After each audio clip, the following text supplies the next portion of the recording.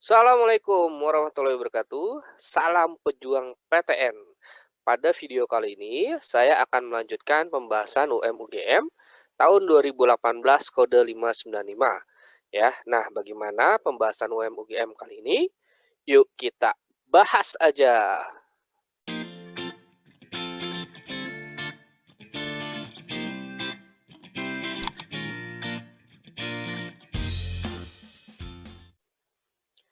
Oke, langsung saja kita bahas soal UM-UGM-nya tahun 2018 ya, kode 595 part 2, nomor 34 sampai 42. Nah, di soal yang pertama ya, nomor 34, pola aliran sungai yang merupakan ciri bentang lahan asal proses struktur lipatan adalah A. Trellis, B. Rektangular, C. Dendritik, D. Paralel, E. Kontor. Ya, babnya adalah hidrosfer ya tentang pola aliran sungai.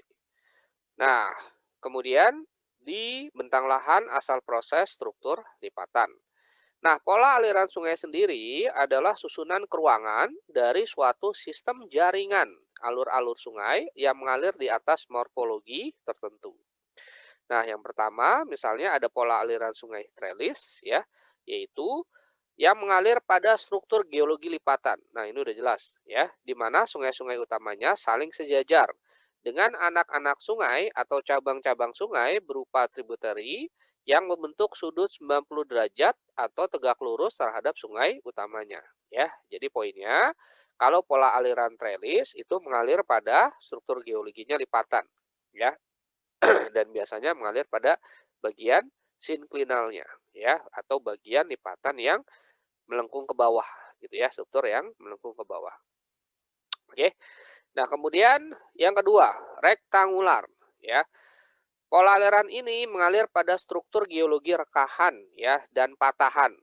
Pola aliran ini ditandai dengan adanya belokan-belokan sungai yang membentuk sudut 90 derajat akibat adanya rekahan atau patahan pada batuan yang masif.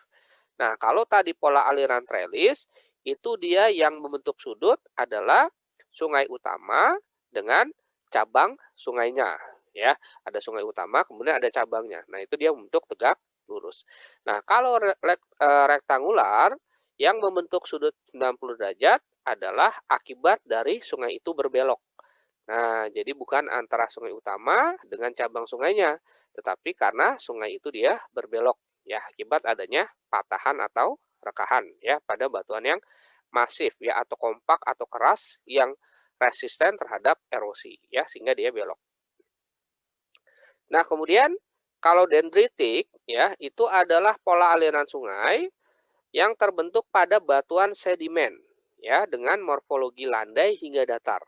Nah, jadi morfologinya landai hingga datar. Resistensi batuan lemah artinya batuan tersebut itu mudah untuk tererosi ya. Jenis dan resistensi batuannya seragam ya, kemudian tidak dikontrol oleh struktur struktur geologi tertentu gitu ya. Nah, kemudian paralel, yaitu adalah pola aliran sungai yang terbentuk pada permukaan lereng batuan yang homogen dengan sudutnya curam. Ya, jadi pada lereng-lereng yang miring, ya, miring seperti ini. Kemudian nanti dia terbentuk pola aliran sungai paralel, ya, yang banyak. Atau gampangnya painet yang banyak atau painet yang sejajar, gitu ya. Kemudian kontor ya itu adalah pola aliran sungai pada daerah yang tidak memiliki keteraturan struktur regional ya, ketidakmenerusan lembah dan punggungan serta umumnya pada skala yang lebih kecil. Jadi biasanya pola aliran kontor ini dia merupakan pola aliran sungai yang berdasarkan arah kemiringan lerengnya itu dia membentuk insequent ya atau inconsequent ya yang tidak atau pola aliran sungainya itu tergantung pada lereng-lereng yang mikro atau regional ya. Jadi soal ini jawabannya adalah A ya karena bicara pola aliran sungai pada struktur lipatan ya yaitu trellis. Oke, kita lanjut ke nomor 35. Nah, nomor 35, ketimpangan pembangunan merupakan ketimpangan kebijakan pembangunan antar daerah di Indonesia. Sebab ketimpangan pembangunan disebabkan oleh adanya perbedaan potensi sumber daya manusia. Ya, babnya adalah wilayah dan pusat pertumbuhan. Dengan kata kunci di soal ini adalah ketimpangan pembangunan. Nah, yang disebut sebagai ketimpangan pembangunan adalah ketimpangan yang terjadi pada proses pembangunan antara daerah yang satu dengan daerah yang lain, ya.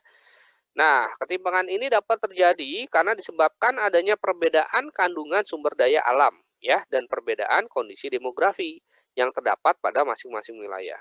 Nah, dalam sebuah konsep geografi yaitu diferensiasi area menyatakan bahwa setiap wilayah di permukaan bumi itu sifatnya unik, ya, antara wilayah satu dapat dibedakan dengan wilayah yang lain. Jadi tidak ada satupun wilayah itu dia sifatnya identik.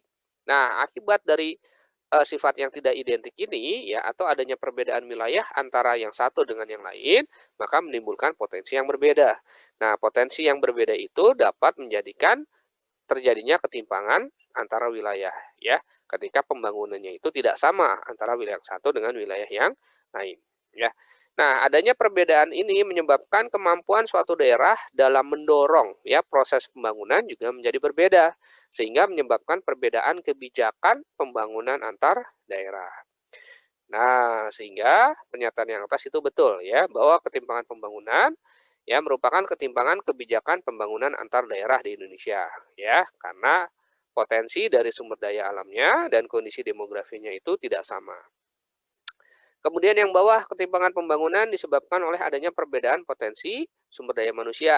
Ya, ini juga betul. Ya, tadi sudah dibahas bahwa ketimpangan pembangunan dapat terjadi akibat adanya perbedaan kandungan sumber daya alam dan perbedaan kondisi demografi, ya, termasuk ke dalam potensi sumber daya manusia. Nah, sehingga soal ini jawabannya adalah B, ya, betul, betul tetapi tidak berhubungan, ya. Oke. Kemudian nomor 36.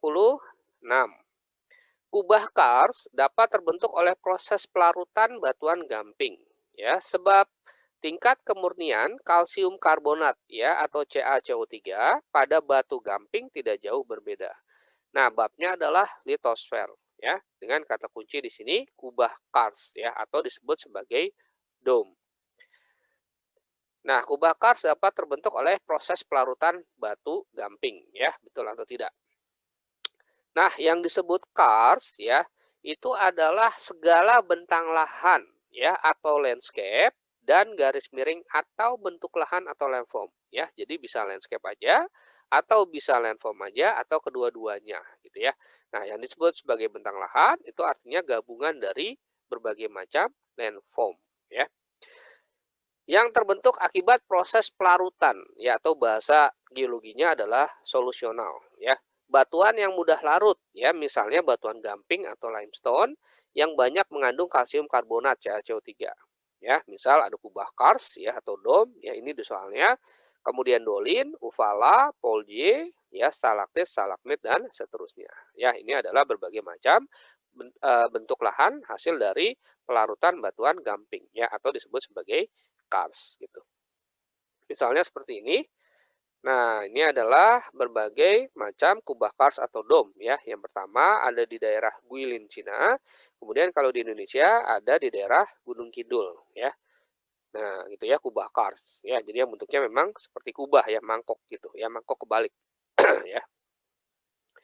Nah, sehingga pernyataan yang atas itu betul, ya. Kemudian pernyataan yang bawah juga betul, bahwa tingkat kemurnian ya kalsium karbonat itu biasanya antara batu gamping yang satu dengan yang lain itu tidak jauh berbeda. Biasanya di atas 90% gitu ya. Sehingga jawaban dari soal ini adalah yang B ya, pernyataan atas betul, bawah betul, cuma tidak berhubungan ya. Jawabannya yang B. Kemudian nomor 37 ya, fenomena rip current seperti yang seringkali terjadi di pantai Parangtritis seringkali membawa korban kematian ya. Sebab rip current merupakan kumpulan arus balik ya atau backswash yang bergerak ke bagian dasar pantai yang cekung dengan kecepatan sangat tinggi dan energi yang sangat kuat. Babnya ada laut dan pesisir ya dengan kata kunci yaitu rip current. Nah, rip current sendiri adalah arus yang sangat kuat, ya, arus yang sangat kuat, terlokalisasi dan sempit yang merupakan kumpulan arus balik, ya, atau backswash yang bergerak ke bagian dasar pantai yang cekung dengan kecepatan sangat kuat, tinggi dan energi yang sangat kuat. Ya, ini sesuai dengan pernyataan yang bawah sebenarnya ya. Misalnya seperti ini. Nah, kalau kita lihat di sini ya, bentang lahan wilayah pesisir gitu ya. Nah, di bagian daerah pasang surutnya atau zona litoralnya, ini ya zona litoralnya, nanti ada arus ya, itu yang bergerak ke arah tepi pantai. Nah, ke arah daratannya ya. Nah, ini adalah SWOS namanya ya, SWOS. Ya, yang hijau ini tanda panah hijau ini adalah SWOS. Ya, ini juga sama ya, yang hijau ini SWOS ya, ke arah tepi pantainya. Nah, kemudian ketika nanti dia balik, nah harusnya balik gitu ya, terlokalisasi, nah, terkonsentrasi, ya terpusat, ya. Nah, kemudian mengalir ke bagian bawah ya. Jadi biasanya daerah terjadi rip current ini merupakan daerah yang cekung, ya pantainya itu cekung ya, tidak landai. Nah, sehingga dia terpusat. Nah, kemudian menghasilkan arus balik ya, yang disebut sebagai back swash gitu. Nah, ini adalah rip current. Nah, fenomena rip current ini, ya kalau kita tidak waspada, itu akan menghanyutkan ya kita, ya pada saat kita berenang di daerah terjadinya rip current, ya. Jadi karena arusnya itu sangat kuat, ya, dan kecepatannya sangat tinggi, ya, energinya sangat kuat. Ya, jadi kita akan bisa kebawa, ya, ke bagian laut, ya, ke arah laut gitu. Ya, kalau kita tidak bisa berenang itu bahaya gitu. Nah, bagaimanakah cara kita untuk menghindari rip current ini? Nah, karena dia arusnya adalah tegak lurus gitu ya, maka kita harus ke kanan ataupun ke kirinya gitu ya. Nah, ya agar tidak terbawa arus rip current-nya ya gitu. Oke, jadi pernyataan nomor 37 betul ya bahwa fenomena rip current ya yang sering terjadi di Pantai Parangtritis ya seringkali membawa korban kematian. Kemudian yang bawah juga betul ya, ini merupakan pengertian dari rip current ya, bahwa rip current merupakan kumpulan arus balik ya yang bergerak ke bagian dasar pantai yang cekung dengan kecepatan sangat tinggi dan energi sangat kuat ya sehingga dapat menarik ya, menarik orang-orang ya yang kebetulan berada pada daerah rip current ini gitu ya, sehingga dapat mengakibatkan korban kematian. Ya, sehingga pernyataan yang atas betul bahwa betul berhubungan jawabannya yang A gitu ya. Kemudian nomor 38, sungai-sungai besar yang mengalir melewati berbagai bentang lahan yang luas seperti Sungai Siak di Riau, Bengawan Solo di Jawa, dan Mahakam di Kalimantan Timur yang bermuara ke laut mampu membentuk delta yang besar. Sebab sungai-sungai tersebut mengalir pada suatu daerah aliran sungai yang luas dan membawa beban material sedimen yang sangat banyak dan kemudian diendapkan di bagian muara. Nah, babnya adalah litosfer ya, dengan kata kunci di sini, sungai-sungai besar membentuk delta. Nah, jadi deltanya itu bagian dari litosfer ya. Nah, delta sendiri adalah bentuk lahan ya atau landform yang dihasilkan dari proses sedimentasi atau pengendapan tenaga sungai atau fluvial ya, di mana proses pengendapannya itu terjadi di muara sungai. Nah, adapun syarat terbentuk delta, yang pertama dasnya atau daerah aliran sungainya itu luas ya atau besar. Jadi tidak semua sungai itu memiliki delta ya, tetapi harus dasnya yang besar atau luas ya yang dapat membentuk delta. Kemudian debit sungainya tinggi ya atau besar. Nah, ya seperti sungai-sungai tadi, Bengawan Solo, ya kemudian Sungai Mahakam, ya Sungai Siak. Nah, itu merupakan sungai-sungai yang besar ya sehingga sungai-sungai tersebut itu mampu membentuk delta. Kemudian sedimen yang terangkut tinggi ya atau material aluvium tinggi ya. Jadi material aluvium itu merupakan material hasil dari sedimentasi atau pengendapan tenaga sungai ya. Jadi tenaga sungainya prosesnya disebut fluvial, sedangkan materialnya disebut sebagai aluvium ya. Bentuk lahannya nanti disebut dataran aluvial ya. Salah satunya bisa berbentuk juga delta gitu ya. Kemudian daerah humid tropik, ya artinya tropis yang lembab, ya di mana ditandai dengan curah hujan yang tinggi. Kemudian arus panjang pantai, ya atau longsor current-nya kecil atau lemah, ya karena nanti kalau kuat, ya tidak akan terbentuk delta, ya karena tergerus nanti deltanya, ya oleh arus panjang pantainya. Ya, makanya cara terbentuk delta itu arus panjang pantainya atau longsor current dia kecil atau lemah. Kemudian energi gelombang laut yang lemah atau rendah, ya itu juga sama ya, kalau energi gelombang lautnya besar, maka deltanya tidak akan terbentuk ya, dia tergerus oleh energi gelombang laut yang besar ya, harusnya energi gelombang lautnya dia harus lemah gitu. Kemudian topografi pantai itu landai, ya, kemudian perbedaan pasang surutnya juga rendah. Nah, karena di soal ini ya nomor 38 pernyataan atas ya, tadi saya bilang ada Sungai Siak, Bengawan Solo, sama Mahakam, ya dia merupakan jenis sungai-sungai yang memiliki debit sungainya tinggi atau besar, maka bisa membentuk delta. Jadi pernyataan yang atas betul. Nah, pernyataan yang bawah ya, itu sungai-sungai tersebut mengalir pada suatu daerah aliran sungai yang luas. Nah, ini ya dasnya yang luas ya syarat pertama ya. Kemudian sedimen sangat banyak ya, sedimen yang terangkut tinggi ya atau material alluvium tinggi. Nah, ini juga betul. Ya, sehingga pernyataan yang bawah itu betul, ya. Nah, sehingga jawabannya adalah A ya, pernyataan atas betul, yang bawah betul dan saling berhubungan, jawabannya adalah A. Kemudian nomor 39. Dalam pandangan geografi, mobilitas penduduk yang terjadi antar wilayah di Indonesia juga dipandang sebagai akibat dari perbedaan potensi antar wilayah. Sebab proses mobilitas penduduk akan mengalir dari wilayah yang mempunyai nilai kefaedahan wilayah atau place utility lebih tinggi menuju wilayah yang memiliki kefaedahan wilayah yang lebih rendah ya. Babnya adalah interaksi keuangan dengan penekanan pada mobilitas penduduk ya.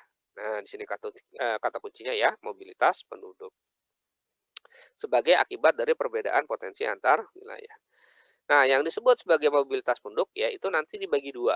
Ada mobilitas penduduk vertikal ya, itu berkaitan dengan perubahan status biasanya, baik itu perubahan status sosial dalam masyarakat ya atau perubahan status pekerjaan misalnya atau tingkat ekonomi ya dan seterusnya. Kemudian yang kedua adalah mobilitas penduduk horizontal ya atau sering disebut mobilitas penduduk geografis ya. Nah, di soal ini ya yang dimaksud mobilitas penduduk di sini adalah mobilitas penduduk horizontal ya atau geografis. Nah, mobilitas penduduk horizontal atau geografis adalah pergerakan atau perpindahan ya atau movement ya penduduk yang melintasi batas wilayah tertentu menuju ke wilayah lain dalam periode waktu tertentu ya. Jadi pergerakan dari satu wilayah ke wilayah lain ya dalam periode waktu tertentu. Itu adalah mobilitas penduduk ya horizontal atau geografis. Nah, nanti berdasarkan waktunya dibagi dua ya. Ada yang bersifat permanen atau menetap ya, seperti misalnya ada transmigrasi, ya ada urbanisasi, ada ruralisasi. Ya, itu adalah mobilitas penduduk permanen atau menetap. Kemudian ada mobilitas penduduk non permanen atau sementara. Ya, misalnya ada sirkulasi, ada komutasi. Ya, jadi kalau sirkulasi dia yang menginap. Ya, sedangkan komutasi itu ulang-alik ya, bolak-balik ya. Dia dalam satu hari ya atau 24 jam ya maksimumnya. Jadi tidak sampai menginap gitu. Nah, nomor 39 ini ya, karena mobilitas penduduk ya itu diakibatkan dari adanya perbedaan potensi wilayah ya, bahwa setiap wilayah itu sifatnya unik. Ya antara wilayah satu berbeda dengan wilayah lain sehingga timbul dorongan ya untuk memperbaiki diri gitu ya. Nah, dari wilayah yang satu ke wilayah yang lain ya.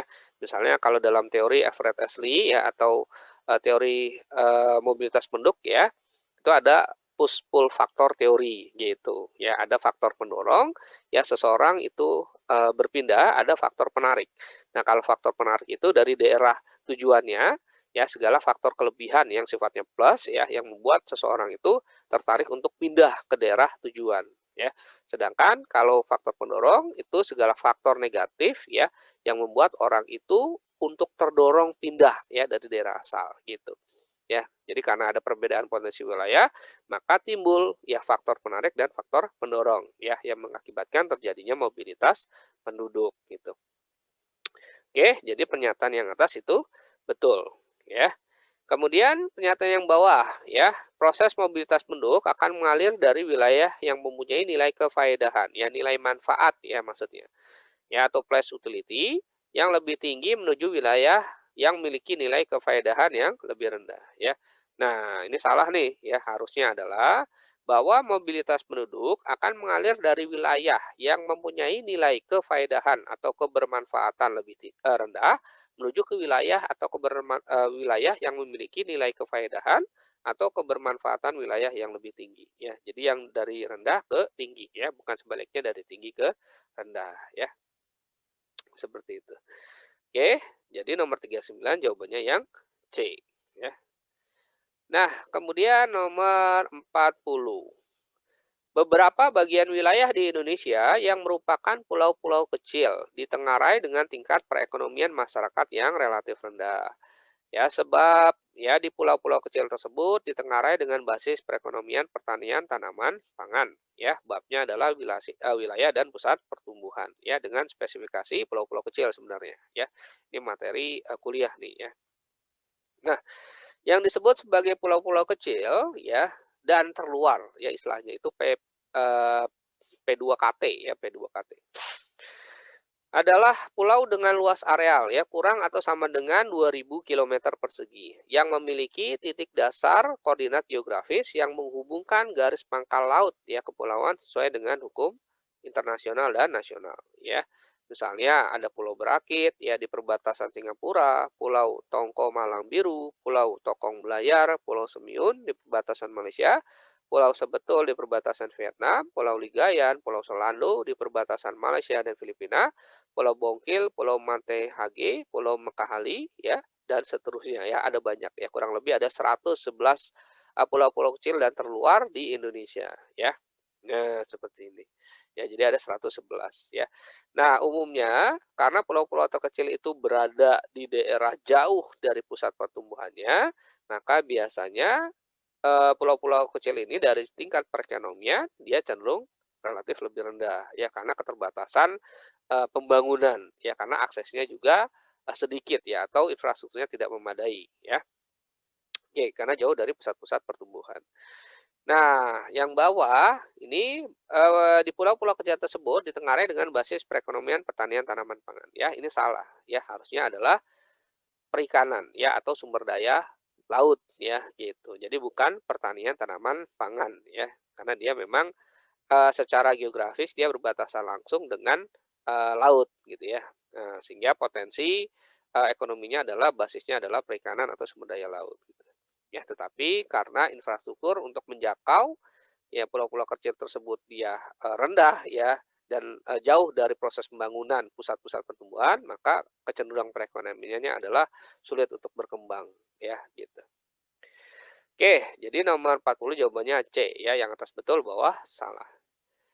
Kemudian nomor 41 ya, penebangan hutan yang tidak terkontrol memicu terjadinya banjir bandang dan erosi dipercepat. Sebab hutan adalah ekosistem alami yang dapat menjaga tata air di kawasan perbukitan atau pegunungan. Ya, babnya adalah lingkungan hidup dan pembangunan berkelanjutan. Kata kunci penebangan hutan yang tidak terkontrol. Nah, penebangan hutan yang tidak terkontrol atau sering disebut sebagai illegal logging ya, itu juga bisa ya. Oke, itu akan mengakibatkan banjir bandang dan erosi dipercepat gitu ya. Nah, kita lihat pembahasannya gitu ya. Nah, penebangan hutan yang tidak terkontrol itu akan menyebabkan infiltrasi menjadi rendah ya. Jadi proses penyerapan air ke dalam tanahnya itu menjadi rendah ya karena hutannya itu ditebangin gitu ya. Nah, akibat infiltrasi yang menjadi rendah tersebut ya, maka akan mengakibatkan debit runoff-nya menjadi tinggi ya atau aliran permukaannya menjadi tinggi. Nah, sehingga akan mengakibatkan terjadinya banjir bandang. Di mana yang disebut banjir bandang itu adalah banjir besar ya yang datang secara tiba-tiba dengan meluap, menggenangi dan mengalir deras ya, menghanyutkan benda-benda besar seperti kayu dan sebagainya. Nah, ini akibat dari adanya tadi sudah saya bilang ya di mana kapasitas infiltrasinya dia lebih kecil atau lebih rendah dari debit runoff-nya. Ya, sehingga nanti mengakibatkan kalau debit runoff-nya dia lebih tinggi, maka tingkat erosinya menjadi besar. Sehingga akan mengakibatkan erosi dipercepat ya atau disebut accelerated erosion. Nah, jadi secara teori erosi itu dibagi dua ya, ada erosi geologi dan erosi dipercepat. Ya, kalau erosi geologi itu artinya adalah erosi yang terjadi secara alami di mana material hasil erosi itu sama dengan material yang diendapkan atau hasil sedimentasi. Nah, sedangkan kalau dalam erosi dipercepat, itu material hasil ya erosi itu lebih besar dibandingkan material hasil sedimentasi. Ya karena tidak terjadi secara alami ya akibat ulah manusia gitu. Oke, jadi pernyataan yang atas dia betul ya bahwa penambangan hutan yang tidak terkontrol akan memicu terjadinya banjir bandang dan erosi dipercepat. Kemudian yang bawah ya, hutan adalah ekosistem alami yang dapat menjaga tata air. Nah, ya, ini juga betul ya bahwa ini adalah fungsi dari hidrologis hutan ya, yaitu menjaga tata air ya atau sebagai penyedia air ya. Nanti dalam teorinya fungsi hutan itu ada banyak ya, misalnya ada fungsi klimatologis ya, menjaga iklim mikro misalnya atau penghasil atau menjaga tata iklim global ya. Kemudian yang kedua, ada fungsi orologis misalnya mencegah erosi dan longsor. Kemudian ada fungsi ekonomis ya penghasil sumber daya hutan. Kemudian fungsi estetis misalnya fungsi keindahan ya dan seterusnya gitu. Oke. Nah, jadi nomor 41 itu yang bawah betul juga ya sehingga jawabannya yang B ya. Kemudian nomor 42 ya. Frekuensi getaran gempa bumi vulkanik jauh lebih tinggi daripada frekuensi gempa bumi tektonik ya, sebab kekuatan gempa vulkanik biasanya lebih kecil ya daripada gempa bumi tektonik. Nah, babnya adalah litosfer. Nah, kata kuncinya adalah frekuensi getaran gempa bumi vulkanik jauh lebih tinggi. Ya, betul nggak nih? Ya. Nah, frekuensi ya itu artinya adalah jumlah getaran gempa per satuan waktu ya. Jadi gampangnya berapa kali gempa ya per satuan waktu ya bisa per menit ya, per jam, per hari ya dan seterusnya. Itu namanya frekuensi.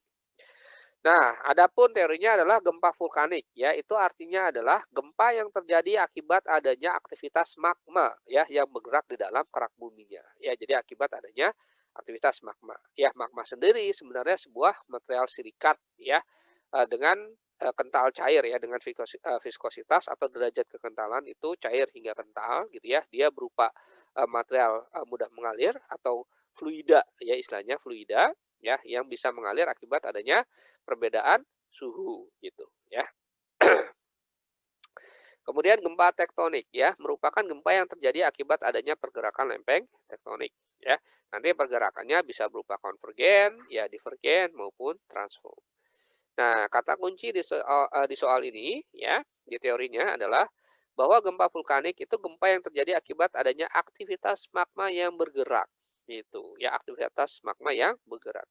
Nah, kalau akibat aktivitas magma yang bergerak ya di dalam kerak bumi, maka logikanya energi gempa bumi pada gempa vulkanik itu akan dilepaskan secara bertahap. Ya, jadi ketika magma itu dia bergerak sebagai sebuah material yang fluida yang mudah mengalir, ya dia akan menghasilkan tekanan. Nah, tekanan itu pada dinding-dinding relief kerak bumi gitu ya.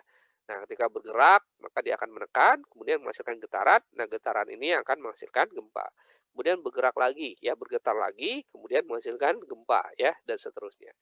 Ya, sehingga ya energi gempa bumi pada gempa vulkanik dia dilepaskan secara bertahap. Nah, karena dia dilepaskan secara bertahap, maka logikanya frekuensi getaran gempa vulkanik itu jauh lebih tinggi, ya, lebih sering maksudnya dibandingkan dengan gempa tektonik, ya.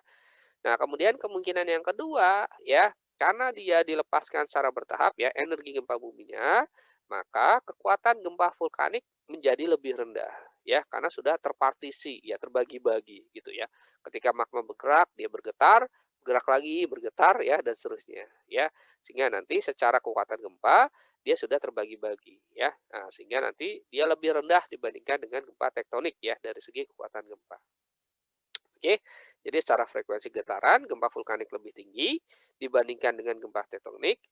Tetapi dari segi kekuatan gempa, gempa vulkanik itu lebih rendah ya dibandingkan dengan gempa tektonik ya. Nah, maka pernyataan atas betul ya, yang bawahnya dia juga betul ya. Nah, sehingga jawabannya yang B gitu ya. Oke, kira-kira itu saja pembahasan soal UM-UGM ya 2018 ya kode 595 part yang kedua kali ini. Ya, semoga bermanfaat. Saya akhiri dengan bacaan alhamdulillah rabbil alamin. Bila taufiq wal hidayah. Assalamualaikum warahmatullahi wabarakatuh. Sampai jumpa.